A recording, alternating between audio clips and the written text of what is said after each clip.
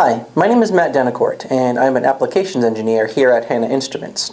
Today I'm going to show you how to set up, calibrate, and operate the HI9147 portable water-resistant dissolved oxygen meter. Now, measuring dissolved oxygen, or DO, is important in a variety of applications, including aquaculture, beverage analysis, wastewater treatment, and water quality.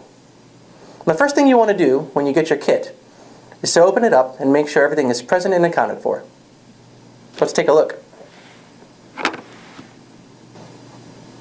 With the meter kit, you should have received a meter and probe, galvanic electrolyte solution, 2 spare membranes with O-rings, a protective cap, a protective sleeve, 1 mini screwdriver, 3 batteries for the meter, a calibration certificate, an instruction manual, and of course, its rugged carrying case. If you're missing items from the kit or need anything else, you'll want to contact our customer service department. If not, then it's time to set everything up. Setting up a Hanna meter is fast and easy. In just a few simple steps, you'll be on your way to your first measurement. Step 1. Secure the probe to the meter.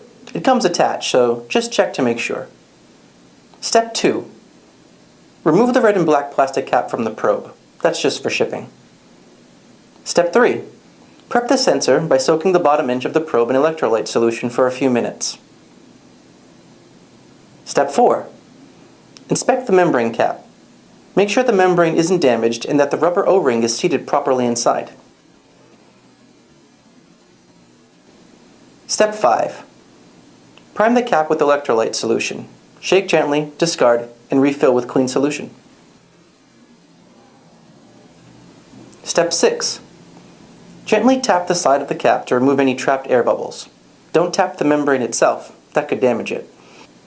Step 7. Now, with the sensor facing downward, slowly screw on the membrane cap upward and counterclockwise. Some electrolyte will overflow, but that's okay. Step 8. Finally, put the protective plastic cover on the probe. You're going to want to use this while the probe is not in use. It keeps it safe and in good condition. Once you've inspected and set up your HI9147, go ahead and turn on the meter. The LCD display will show all of its segments and then indicate the battery life.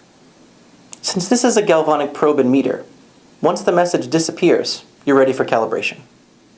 Alright, now, let's calibrate. This won't take long at all.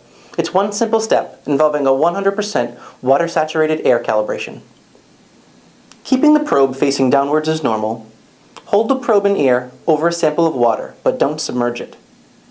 Alternatively, you can fill the protective cap with a few milliliters of water and place the probe inside over the water. Don't submerge it again. Also, don't forget to dump out the water when finished. Press the cal button. Adjust the slope trimmer on the bottom of the meter to 100%. Press cal to confirm the 100% calibration. And now you're done. Be sure to put the protective cap back on in case it'll be a while until your next measurement. Before we go, I'll show you how easy it is to take a measurement. First, you want to make sure that your meter is calibrated. And then, you want to set your units. The reading can be displayed in percent saturation or milligrams per liter, which is parts per million. Press the appropriate button here and here. You can set the temperature display in Celsius or Fahrenheit here. In shady or darker areas, feel free to turn on the backlight using the BL button here.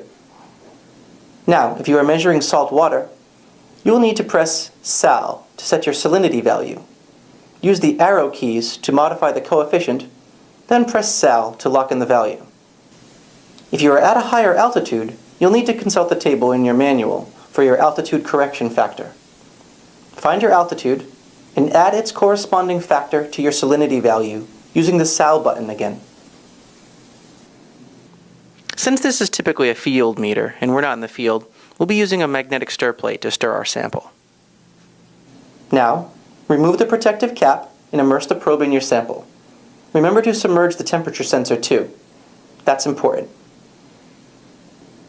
Again, you want this sample to be moving, so swirling or using a stir plate is necessary. The DO and temperature values are displayed on the LCD. And that's how you measure dissolved oxygen using the HI9147 portable water-resistant dissolved oxygen meter. I hope this video has been helpful. If you have any questions, please visit us at hannainst.com.